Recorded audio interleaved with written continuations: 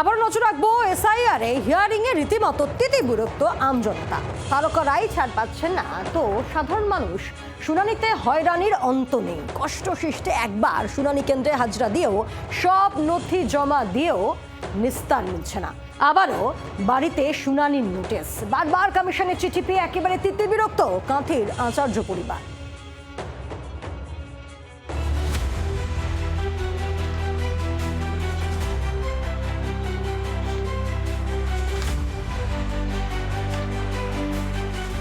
সব কাজ ফেলে ছুটতে হচ্ছে এসআইআর এর শুনানিতে। তার দোষর হয়রানি, বুড়ো বয়সে এসেও বারবার স্যারের গার্জেন কল। কাঁথির কিশোরনগরের বাসিন্দা বছর 84 পশুপতি আচার্য, স্ত্রী ছেলে বৌমা নিয়ে 4 জনের সংসার। 2002 সালের ভোটার তালিকায় নাম রয়েছে প্রত্যেকে, রয়েছে পাসপোর্টও, জমা দিয়েছেন এনুমারেশন ফর্ম।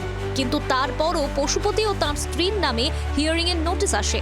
জানানো হয় 2002 এর ভোটার তালিকায় তাদের নাম পাওয়া যায়নি। একই কারণে নোটিশ যায় বৃদ্ধ দম্পতির ছেলে বৌমার কাছেও। নোটিশ পেয়ে কাঁথি 1 নম্বর ব্লক অফিসে গিয়ে শুনানিতে অংশ নেয় আচার্য পরিবার। সেখানে নথি যাচাই হয়, অ্যাপে আপডেটও করা হয়। হিয়ারিং এর কদিন বাদে পুনরায় নোটিশ পেয়ে আতান্তরে এই পরিবার।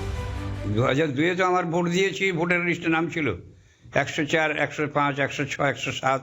আমার মা ছিলেন 103-এ, মা মারা গেছেন। আমরা ভোট দিয়েছি, ভোটার লিস্টের নাম আছে এখনো।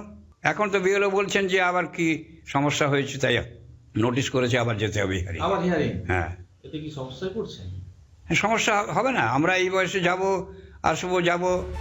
কিন্তু বারে বারে কেন নোটিশ? বিরক্ত বিএলও। বারে বারে নোটিশ, কেন নোটিশ, এ নিয়ে কোনো সদুত্তর পাওয়া যায়নি। বিএলও জানাচ্ছেন যে ভোটার লিস্ট 2002 সালে যেটা চাওয়া হয়েছিল তিনি আপলোড করেছিলেন, তবুও কেন আসছে এই অদৃশ্য কারণ নিয়ে সকলেই সন্দিহান। ওনাদের পরিবারের 4 জনের নামেই নোটিশ। আমিও ভীষণভাবে অবাক। হ্যাঁ, পুনরায়, এবং 1 টাইম নয়, 2 টাইমস নোটিশ। আমি ভীষণভাবে অবাক যে এরকম বৃদ্ধ দম্পতির পরিবার, আবার তাদের পরিবার সদস্য বাইরে থাকেন এবং ওনারা যে খুব সহজেই নোটিশ পেয়ে হিয়ারিংয়ে উপস্থিত হতে পারবে, এটাও নয়।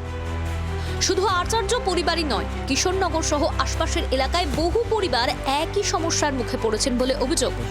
মঙ্গলবার তমলুকের পাঁশকুড়া রাধামণি রাজ্য সড়কে বিক্ষোভ ও পথ অবরোধে সামিল হন নোটিশ পাওয়া বহু মানুষ।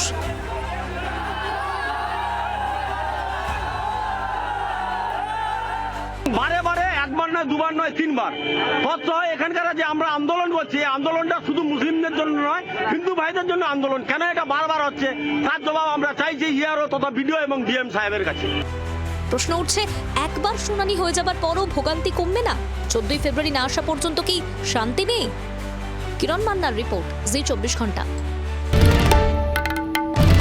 বাংলার আওয়াজ, বাঙালির আবেগ, জি 24 ঘন্টা।